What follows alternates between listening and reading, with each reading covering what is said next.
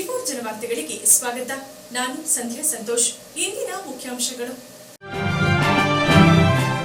ಸಕ್ಕರೆ ನಾಡು ಮಂಡ್ಯದಲ್ಲಿ 87ನೇ ಅದ್ದೂರಿ ಕನ್ನಡ ಸಾಹಿತ್ಯ ಸಮ್ಮೇಳನ. ರಾಜ್ಯದ ಮೂಲೆ ಮೂಲೆಗಳಿಂದ ಹರಿದು ಬಂದ ಜನಸಾಗರ. ವಿವಿಧ ಬಗೆಯ ಭೋಜನ, ಮಾರಾಟ ಮಳಿಗೆಗಳು. ಕಾರ್ಯಕ್ರಮವನ್ನು ಉದ್ಘಾಟಿಸಿದ ರಾಜ್ಯದ ದೊರೆ ಸಿದ್ದರಾಮಯ್ಯ. ಸಂವಿಧಾನ ಶಿಲ್ಪಿ ಡಾಕ್ಟರ್ ಬಿಆರ್ ಅಂಬೇಡ್ಕರ್ ವಿರುದ್ಧ ಕೇಂದ್ರ ಗೃಹ ಸಚಿವ ಅಮಿತ್ ಶಾ ಹೇಳಿಕೆ ಖಂಡಿಸಿ ಪಟ್ಟಣದಲ್ಲಿ ಭೀಮಾರ್ಮಿ ಸಂಘಟನೆಯಿಂದ ಪ್ರತಿಭಟನೆ. ಸಚಿವರ ರಾಜೀನಾಮೆಗೆ ಒತ್ತಾಯ. ಹಿರಿಸಾವೆಯಲ್ಲಿನ ಎಸ್ಎನ್ಎಚ್ಸಿಎಸ್ ಪದವಿ ಪೂರ್ವ ಕಾಲೇಜಿನಲ್ಲಿ ದೇಶ್ ಕಾ ಪ್ರಕೃತಿ ಅಭಿಯಾನ ಕಾರ್ಯಕ್ರಮ. ಋತುಮಾನದ ತಕ್ಕಂತಹ ಆಹಾರ ಸೇವನೆಯಿಂದ ಉತ್ತಮ ಆರೋಗ್ಯವೆಂದ ಡಾಕ್ಟರ್ ಕಿರಣ್ ಕುಮಾರ್.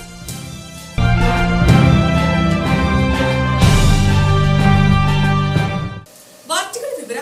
ಸಕ್ಕರೆ ನಾಡು ಮಂಡ್ಯದಲ್ಲಿ ನಡೆಯುತ್ತಿರುವ 3 ದಿನಗಳ ಅದ್ದೂರಿ 87ನೇ ಕನ್ನಡ ಸಾಹಿತ್ಯ ಸಮ್ಮೇಳನವು ಅತ್ಯಂತ ವೈಭವದಿಂದ ನಡೆದು ಲಕ್ಷಾಂತರ ಜನರ ಆಗಮನದಿಂದ ನುಡಿ ಹಬ್ಬಕ್ಕೆ ವಿಶೇಷ ಮೆರುಗು ಸಿಕ್ಕಿದ್ದು ವಿಶೇಷವಾಗಿತ್ತು. ಚನ್ನರಾಯಪಟ್ಟಣ ತಾಲೂಕಿನಿಂದಲೂ ಸಾವಿರಾರು ಕನ್ನಡ ಅಭಿಮಾನಿಗಳು ತೆರಳಿ ಕನ್ನಡ ಜಾತ್ರೆಗೆ ಸಾಕ್ಷಿಯಾದರು.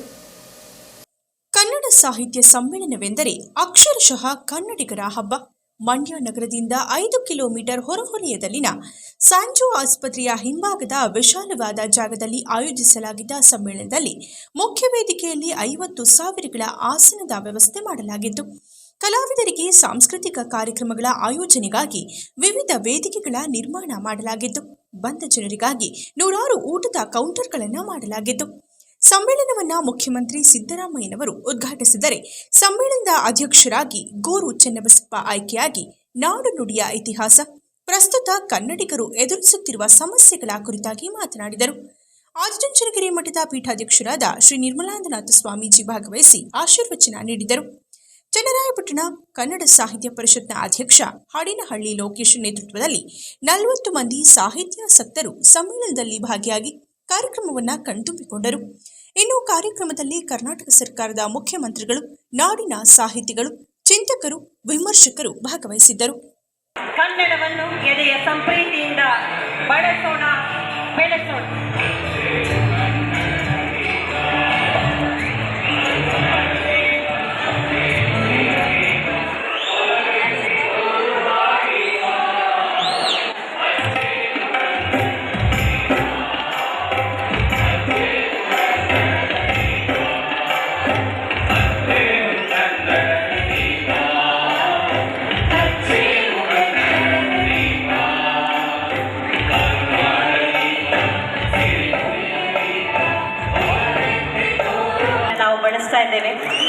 ಎಲ್ಲ ರೀತಿಯ ಸಂಪತ್ತು ಈ ಮಂಡ್ಯ ಜಿಲ್ಲೆಗೆ ಲಭ್ಯವಾಗಲಿ. ಅದರಲ್ಲೂ ವಿಶೇಷವಾಗಿ ಕರ್ನಾಟಕ ಸರ್ವ ಸಂಪತ್ತಿನಿಂದ, ಸಾಹಿತ್ಯ ಸಿರಿಯಿಂದ, ಸಂಸ್ಕೃತಿಯ ಸಂಪತ್ತಿನಿಂದ ಸಮೃದ್ಧವಾಗಿ ನಳನಳಿಸಲಿ ಎನ್ನುವಂತಹ ಆಶಯದಿಂದ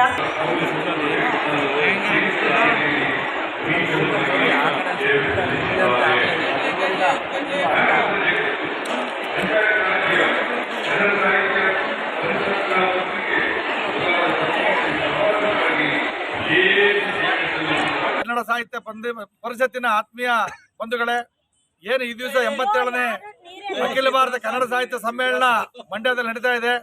ಈ ಒಂದು ಸಮ್ಮೇಳನಕ್ಕೆ ಚನ್ನರಾಯಪಟ್ಟಣ ತಾಲೂಕಿನಿಂದ ಸಾಹಿತ್ಯ ಪರಿಷತ್ತಿನೆಲ್ಲ ಪದಾಧಿಕಾರಿಗಳು, ಪತ್ರಕರ್ತರು, ಸಾಹಿತ್ಯಾಸಕ್ತರು, ಕನ್ನಡ ಪರ ಸಂಘಟನೆ ಎಲ್ಲ ಹೋರಾಟಗಾರರು ಇಲ್ಲಿ ಬಂದಿದ್ದೇವೆ.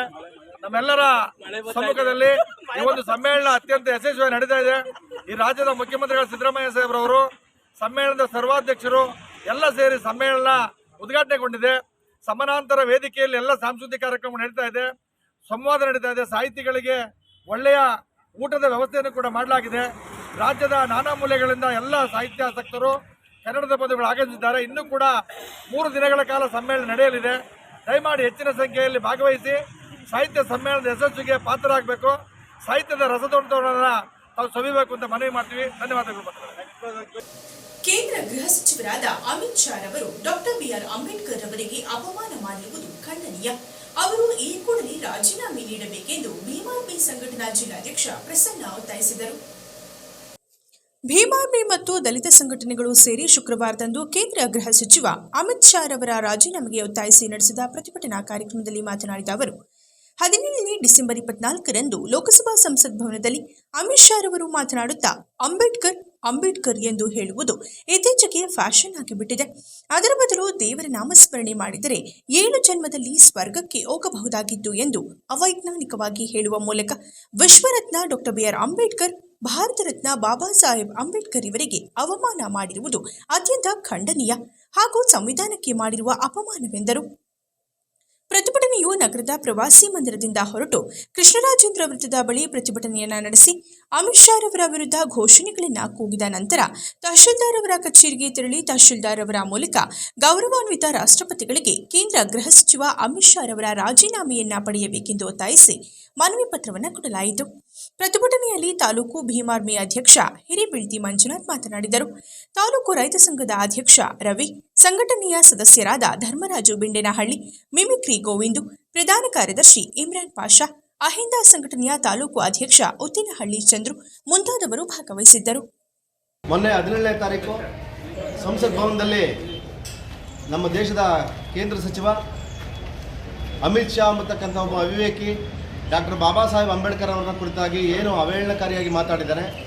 ಡಾಕ್ಟರ್ ಬಾಬಾ ಸಾಹೇಬ್ ಅಂಬೇಡ್ಕರ್ ಅವರು ಶೋಷಿತರ ದನಿಯಾಗಿ ಭಾರತದಂಥ ಮೂಢನಂಬಿಕೆಗಳ ತಾಣದಲ್ಲಿ ಹುಟ್ಟಿ ಹಲವಾರು ದೇಶಗಳಲ್ಲಿ ಅಧ್ಯಯನ ಮಾಡಿ ಸಂವಿಧಾನದಂಥ ಮಹಾನ್ ಗ್ರಂಥವನ್ನು ರಚನೆ ಮಾಡಿ ನೂರಾರು ಕೋಟಿ ಜನ 136 ಕೋಟಿ ಜನ ಇವತ್ತು ಸ್ವಾತಂತ್ರ್ಯದಿಂದ ಸಮಾನತೆಯಿಂದ ಬದುಕಲಿಕ್ಕೆ ಅವಕಾಶ ಮಾಡಿಕೊಟ್ಟು ಅತ್ಯದ್ಭುತವಾದ ಜಗತ್ತಿನ ಸರ್ವಶ್ರೇಷ್ಠ ಸಂವಿಧಾನವನ್ನು ಕೊಟ್ಟಂಥ ಮಹಾನುಭಾವನನ್ನು ಈ ಗುಜರಾತ್ನ 2002ನೇ ಗೋಧ್ರಾ ಹತ್ಯಾಕಾಂಡದಲ್ಲಿ ಅಪರಾಧಿಯಾಗಿ ಗಡೀಪಾರಾಗಿದ್ದಂಥ ಒಬ್ಬ ಗೂಂಡ ಅಮಿತ್ ಶಾ ಇವತ್ತು ನಮ್ಮ ದುರ್ದೈವ, ಅವನು ನಮ್ಮ ಹೋಮ್ ಮಿನಿಸ್ಟರ್ ಆಗಿದ್ದಾನೆ.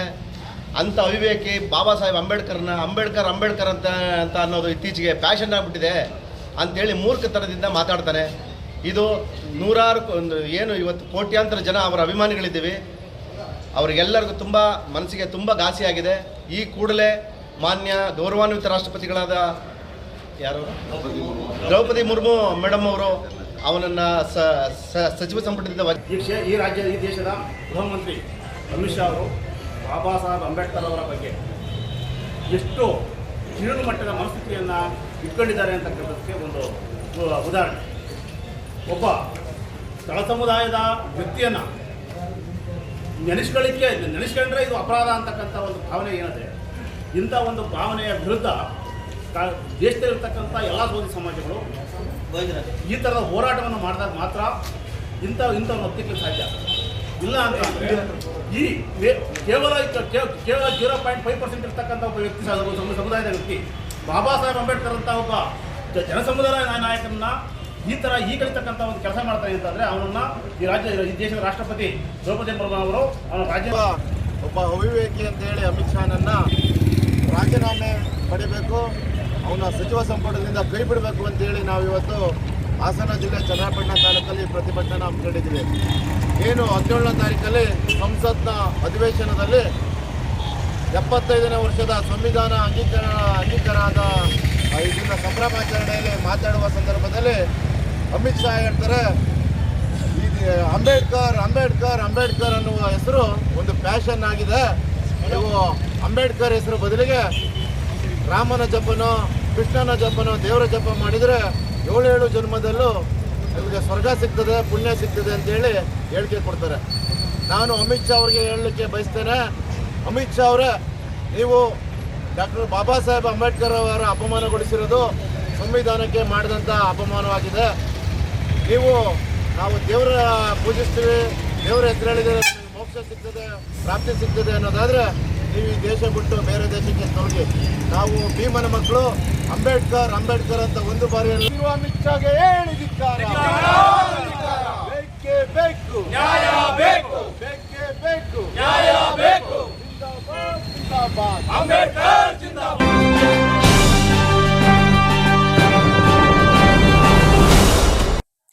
ಚನ್ನರಾಯಪಟ್ಟಣ ತಾಲೂಕಿನ ಮಕ್ಕಳಿಲ್ಲದ ದಂಪತಿಗಳಿಗೆ ಸುವರ್ಣಾವಕಾಶ. ಇದೇ ಮಾಹೆ ದಿನಾಂಕ 22/12/2024 ಭಾನುವಾರದಂದು ಚನ್ನರಾಯಪಟ್ಟಣ ಗಣಪತಿ ಪೆಂಡಾಲ್ನಲ್ಲಿ ಬೆಂಗಳೂರಿನ ಬೆಳ್ಳಂದೂರು ಮತ್ತು ಸರ್ಜಾಪುರ ರಸ್ತೆಯಲ್ಲಿರುವ ಕ್ಲೌಡ್9 ಫರ್ಟಿಲಿಟಿ ಸಂಸ್ಥೆಯಿಂದ ಉಚಿತ ಫಲವತ್ತತೆ ಸಮಾಲೋಚನೆ ಶಿಬಿರ ಆಯೋಜಿಸಲಾಗಿದೆ. ಬೆಳಗ್ಗೆ 10 ಗಂಟೆಯಿಂದ ಮಧ್ಯಾಹ್ನ 2 ಗಂಟೆಯವರೆಗೆ ಶಿಬಿರ ನಡೆಯಲಿದ್ದು, ಸಂಪೂರ್ಣ ಉಚಿತವಾಗಿರಲಿದೆ. ಚನ್ನರಾಯಪಟ್ಟಣ ರೋಟರಿ ವಿಷನ್ ಸಂಸ್ಥೆಯ ಸಹಯೋಗದಲ್ಲಿ ನಡೆಯುತ್ತಿರುವ ಪಂಚದಿನ ನಿವಾರಣಾ ಶಿಬಿರದ ಲಾಭವನ್ನು ಪಡೆಯುವಂತೆ ರೋಟರಿ ಸಂಸ್ಥೆ ಮತ್ತು ಕ್ಲೌಡ್ಲೈನ್ ಸಂಸ್ಥೆ ಮನವಿ ಮಾಡಿದೆ. ಹೆಚ್ಚಿನ ಮಾಹಿತಿಗೆ ಸಂಪರ್ಕಿಸಿ 8050896025.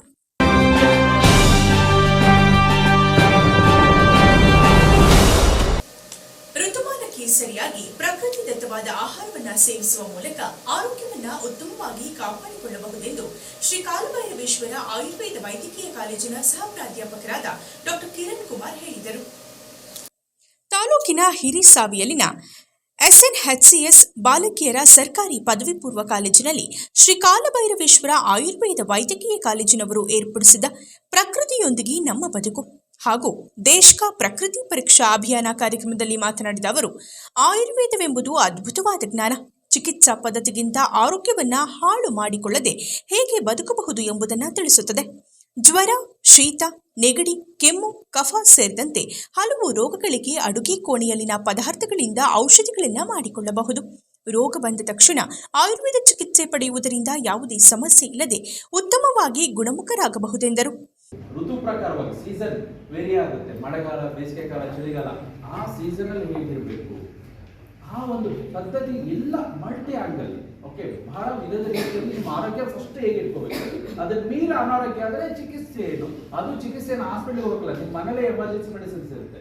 ಮತ್ತೆ ಹಿತ್ತಲೆಲ್ಲ ಮದ್ದಲ್ಲ ಅಂತ ನಿಮ್ಮ ಹಿತ್ತಲಲ್ಲೇ ನಿಮ್ಮ ಮನೆ ಒಳಗೆ ನಿಮ್ಮ ಅಡುಗೆ ಕೊಡಲೇ ಸಾಕಷ್ಟು ನಿಮ್ಮ ಇನ್ಕ್ಲೂಡಿಂಗ್ ನಿಮ್ಮ ಜ್ವರ, ಕಾಮನ ಸಮಸ್ಯೆ, ಜ್ವರದಿಂದ ಚಿಕಿತ್ಸೆ ನಿಮ್ಮ ಮನೇಲೆ ಮದ್ದಿದೆ. ನಾನು ಪದೇ ಪದೇ ಶೀತಕ್ಕೆ ನೆಗಡಿಯಾಗಿ ಜ್ವರ ಸಫರ್ ಆಗಿದೆ ಏನಕ್ಕೆ ಅಂದರೆ ಅವಾಗೆಲ್ಲ ನಮ್ಮಲ್ಲಿ ಹಾಲು ಎಲ್ಲ ಕಾಮನ್. ಆಸನ ಭಾಗ ಅಂದರೆ ಅವಾಗ ಹಾಲು ಬೆಣ್ಣೆ ಮೊಸರು, ಬೆಳಗ್ಗೆ ಎದ್ದ ತಕ್ಷಣ ಒಂದು ಫುಲ್ ಗ್ಲಾಸ್ ಹಾಲು, ಅದಕ್ಕೆ ಸ್ವಲ್ಪ ಸಾಕು. ಈ ಜೀವನ ಪದ್ಧತಿ ನನ್ನ ಅವತ್ತ ಪದೇ ಪದೇ ಶೀತಕ್ಕೆ ನೆಗಡಿ. ಒಂದು ಎಕ್ಸಾಂಪಲ್ ಕೊಡ್ತೀನಿ. ಇದು ನಿಮ್ಮ ಸಣ್ಣ ಮಕ್ಕಳು ಇರ್ತಾರೆ ನಮ್ಮಲ್ಲಿ, ಪದೇ ಪದೇ ಶೀತ ಕೆಮ್ಮು ನೆಗಡಿ ಆಗುತ್ತೆ. ಕಾರಣಗಳಿಷ್ಟೇ. ಜಂಕ್ ಫುಡ್ ಜೊತೆಗೆ ಹಾಲು ಒಳ್ಳೆಯದೇ, ಆದರೆ ಬೆಳಗ್ಗೆ ಎದ್ದ ತಕ್ಷಣ ಕೊಡೋದು, ಅಥವಾ ರಾತ್ರಿ ಮಲಗಬೇಕಾದ್ರೆ ಹಾಲು ಕೊಡೋದು, ಅಥವಾ ಬೆಳಗ್ಗೆ ತಿಂಡಿ ಊಟ ಆದ ತಕ್ಷಣ ಬೆಳಗ್ಗೆ ಹಾಲು ಕುಡಿಯೋದು, ಅಥವಾ ಹಾಲು ಕುಡಿದ ತಕ್ಷಣ ತಿಂಡಿ ಊಟ ಮಾಡೋದು, ರಾತ್ರಿ ಊಟ ಆದ ತಕ್ಷಣ ಹಾಲು ಕುಡಿದು ಮಲಗೋದು, ಇವ್ಯಾವುದೂ ಒಳ್ಳೆಯದಲ್ಲ. ಮಿನಿಮಮ್ 1 ಅವರ್ ಗ್ಯಾಪ್ ಇರಬೇಕು. ಈ ಒಂದು ಇದರಿಂದ ನಾನು ಪ್ರೈಮರಿದ PUC ಮುಗಿಸೋದು ಸ್ವಲ್ಪ PMS first year second year ಬರೋದಕ್ಕೆ ಒಂದು ಸ್ವಲ್ಪ ಸರಿ ಮಾಡಿಕೊಂಡೆ. ಫಸ್ಟ್ ಮೆಡಿಸಿನ್ ಸರಿ ಮಾಡಿಕೊಂಡೆ, ಆಮೇಲೆ ವಿತೌಟ್ ಮೆಡಿಸಿನ್. ಈಗಲೂ ನನಗೆ ವರ್ಷಕ್ಕೆ ಒಂದ್ಸಲ ಮೆಡಿಸಿನ್ ನೆಗಡಿ ಚಿಂತ ಆಗುತ್ತೆ, ಒಂದು ದಿನದ ಮೇಲೆ ಇರೋಲ್ಲ ವಿತೌಟ್ ಮೆಡಿಸಿನ್. ಅವಾಗ ಮೆಡಿಸಿನ್ ಸಂಖ್ಯೆ ಗೊತ್ತಿತ್ತು, I will loss it is in February plus ನಾವು ತಿಂತಾ ಇರೋದು, ಕೊನೆ ಯಾರೋ ಫಿಸಿಷಿಯನ್ ಹತ್ರ ಹೋಗೋದು, ಕೇಳಿದ್ರೆ ಮತ್ತದೇ ಮೆಡಿಸಿನ್ನು. ನಮ್ಮ 108 ಕಂಪ್ಲೇಂಟ್ ಇರೋವು, ಅದನ್ನು ಕೇಳೋಕ್ಕಿಂತ ಮುಂಚೆ ಬರೆದು ಕಳಿಸಿರೋರು. ಬಟ್ ನನ್ನ ಅದನ್ನು ಸರಿ ಮಾಡಿಕೊಂಡು ನಾನು ಜೀವನ ಪದ್ಧತಿಯಲ್ಲಿ ಕಾಲೇಜಿನ ಸಹ ಪ್ರಾಧ್ಯಾಪಕಿ ಡಾಕ್ಟರ್ ಪುಷ್ಪಾ ಜೋಗಿಹಳ್ಳಿಯವರು ಮಾತನಾಡಿ, ನಮಗೆ ಯಾವುದೇ ರೋಗಗಳು ಬಾರದಂತೆ ಇರಲು ದೇಹಕ್ಕೆ ಅಗತ್ಯವಿರುವ ಉತ್ತಮವಾದ ಆಹಾರವನ್ನು ತೆಗೆದುಕೊಳ್ಳಬೇಕೆಂದರು. ಶ್ರೀ ಕಾಲಭೈರವೇಶ್ವರ ಆಯುರ್ವೇದ ವೈದ್ಯಕೀಯ ಕಾಲೇಜಿನ 50 ವೈದ್ಯಕೀಯ ವಿದ್ಯಾರ್ಥಿಗಳು ಹಿರಿಸಾವೆ, ದಿಡಗ ಮತ್ತಿತರ ಗ್ರಾಮಗಳಲ್ಲಿ ಕೇಂದ್ರ ಸರ್ಕಾರದ ಆಯುಷ್ ಇಲಾಖೆಯ ದೇಶಕ ಪ್ರಕೃತಿ ಪರೀಕ್ಷಾ ಅಭಿಯಾನದ ಬಗ್ಗೆ ಜನರಿಗೆ ಮಾಹಿತಿ ನೀಡಿ ಆ್ಯಪ್ ಮೂಲಕ ಹಲವು ಸಮಸ್ಯೆಗಳನ್ನು ಕೇಳಿದರು. ರಾಜೀವ್ ಗಾಂಧಿ ಆರೋಗ್ಯ ವಿಜ್ಞಾನಗಳ ವಿಶ್ವವಿದ್ಯಾಲಯಕ್ಕೆ ಸೆನೆಟ್ ಸದಸ್ಯರಾಗಿ ಆಯ್ಕೆಯಾಗಿರುವ ಡಾಕ್ಟರ್ ಕಿರಣ್ ಕುಮಾರ್ ಅವರನ್ನು ಸನ್ಮಾನಿಸಲಾಯಿತು. ಕಾರ್ಯಕ್ರಮದಲ್ಲಿ ಗ್ರಾಮ ಪಂಚಾಯಿತಿ ಅಧ್ಯಕ್ಷ ಬೋರಣ್ಣ, PDO ಸತೀಶ್, ಕಾಲೇಜಿನ ಪ್ರಾಂಶುಪಾಲರಾದ ಲೋಕೇಶ್, ಕಸ್ಬಾ ಹೋಬಳಿ ಘಟಕದ ಅಧ್ಯಕ್ಷ ಪ್ರಮೋದ್, ಮುಖಂಡರಾದ ರವಿಕುಮಾರ್, ಮಂಜುನಾಥ್, ಬೋರೇಗೌಡ, ಬೀಡಾ ಮಂಜುನಾಥ್, ವೆಂಕಟೇಶ್, ಮೋಹನ್ ಮತ್ತಿತರರಿದ್ದರು. ಇಲ್ಲಿ ನಿಮಗೆ ಪ್ರಕೃತಿ ಅಂದ್ರೆ ಏನು ಅಂತ ತಿಳ್ಕೊಳ್ಳೋಕ್ಕಿಂತ ಮುಂಚೆ ಈ ಪ್ರೋಗ್ರಾಮ್ ಅನ್ನ ಯಾರು ಇನಿಷಿಯೇಟ್ ಮಾಡಿರೋದು ಅಂತಂದ್ರೆ ಇದು ಸನ್ಮಾನ್ಯ ಪ್ರಧಾನಮಂತ್ರಿ ನರೇಂದ್ರ ಮೋದಿ ಅವರು ಇದನ್ನ ಸ್ಟಾರ್ಟ್ ಮಾಡಿದ್ದಾರೆ. ಪ್ರಾರಂಭಿಸಿದ್ದು ನವೆಂಬರ್ 27 ನಿಮಗೆ ಒಂದು ಆಯುಷ್ಮಾನ್ ಕಾರ್ಡ್ ಅಂತ ಕೊಟ್ಟಿರ್ಬೋದು. ಅದರಲ್ಲಿ ಅದೇ ತರ ಹೇಗೆ ಬೆನಿಫಿಟ್ ಪಡ್ಕೋತಿರೋ ಹಾಗೆ ಇಲ್ಲಿ ಒಂದು ಪ್ರಕೃತಿ ಅಭಿಯಾನ ಮಾಡಿ ನಿಮ್ಮ ಒಂದು ಯಾವ ಪ್ರಕೃತಿ ಪ್ರಾಬಬ್ಲಿ ನಿಮ್ಮ ಮನೆಗಳಲ್ಲಿ ಪ್ರಕೃತಿ ಅಂತಂದ್ರೆ ನಿಮ್ದು ವಾಯ ಅಂತ ಅಲ್ವಾ, ಪಿತ್ತ ತರ ಅಲ್ವಾ ನಮ್ಮಲ್ಲಿರೋ ಪ್ರಕೃತಿ ಅಂತ ನಿಮ್ಮಲ್ಲಿ ಮನೆಗಳಲ್ಲಿ ಹೇಳಿರ್ತಾರೆ. ಹೌದು, ಅದೇ ತರ ನಮ್ಮ ದೇಹದಲ್ಲಿರುವಂತಹ ಕಾಂಪೋಸಿಷನ್, ನಮ್ಮ ಬಾಡಿ ಕಾಂಪೋಸಿಷನ್ ಯಾವ್ದಂತ ತಿಳ್ಕೊಳ್ಳುವಂಥದ್ದು. ವಾತ ತರನ, ಪಿತ್ತನ, ವಾತ ಪಿತ್ತ ಟೈಪ್, ಆರೋ ಕಫ ಟೈಪ್, ಅಂದ್ರೆ ಅದರ ಮೇಲೆ ನೀವು ಯಾವ ತರ ಅಂತ ನಾವು ಅಸೆಸ್ ಮಾಡ್ಕೊಂಡು ಹೋಗ್ತೀವಿ. ಸಾಮಾನ್ಯವಾಗಿ ನೀವು ಯಾವ್ದಾದ್ರು ಒಂದು ವೈದ್ಯಕೀಯ ಸರ್ಟಿಫಿಕೇಟ್ ಇತ್ತಂದ್ರೆ that will be helpful to treat. ನಾವು ಅವ್ರಿಗೆ ನಿಮ್ಮನ್ನು ಚಿಕಿತ್ಸೆ ಕೊಡೋಕೆ ಈಸಿ ಆಗುತ್ತೆ. ಇದು ನಾವು ಮಾಡಿರುವಂಥದ್ದಲ್ಲ, ಇದನ್ನ ಮಾಡಿರುವಂಥದ್ದು ಪ್ರಧಾನಿ ನರೇಂದ್ರ. ಇದನ್ನ ಇನಿಷಿಯೇಟ್ ತಗೊಂಡು ಎಲ್ಲ ಕಡೆ ಮಾಡ್ತಾ ಇರೋದು. ನಮ್ಮ ಒಂದು ಈ ಅಭಿಯಾನದಲ್ಲಿ 1 ಕೋಟಿಯಷ್ಟು ರೀಚ್ ಆಗುವಂಥದ್ದು ಆಲ್ರೆಡಿ ನಾವು ಮೋರ್ ದೆನ್ 80% ರೀಚ್ ಆಗಿದೆ.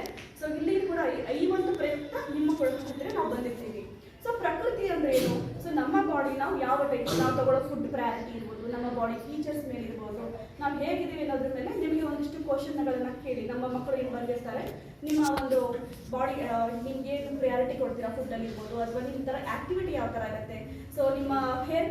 ಕೊನೆಯಲ್ಲಿ ಮತ್ತೊಮ್ಮೆ ಮುಖ್ಯಾಂಶಗಳು. ಸಕ್ಕರೆ ನಾಡು ಮಂಡ್ಯದಲ್ಲಿ 87ನೇ ಅದ್ಧೂರಿ ಕನ್ನಡ ಸಾಹಿತ್ಯ ಸಮ್ಮೇಳನ. ರಾಜ್ಯದ ಮೂಲೆ ಮೂಲೆಗಳಿಂದ ಹರಿದು ಬಂದ ಜಲಸಾಗರ, ವಿವಿಧ ಬಗೆಯ ಭೋಜನ, ಮಾರಾಟ ಮಳಿಗೆಗಳು. ಕಾರ್ಯಕ್ರಮವನ್ನು ಉದ್ಘಾಟಿಸಿದ ರಾಜ್ಯದ ದೊರೆ ಸಿದ್ದರಾಮಯ್ಯ.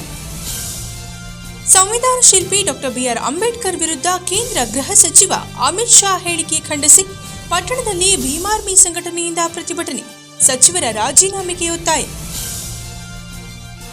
ಹಿರಿಸಾವೆಯಲ್ಲಿನ ಎಸ್ಎನ್ಎಚ್ಸಿಎಸ್ ಪದವಿ ಪೂರ್ವ ಕಾಲೇಜಿನಲ್ಲಿ ದೇಶ್ ಕಾ ಪ್ರಕೃತಿ ಅಭಿಯಾನ ಕಾರ್ಯಕ್ರಮ. ಋತುಮಾನದ ತಕ್ಕಂತಹ ಆಹಾರ ಸೇವನೆಯಿಂದ ಉತ್ತಮ ಆರೋಗ್ಯವೆಂದ ಡಾಕ್ಟರ್ ಕಿರಣ್ ಕುಮಾರ್.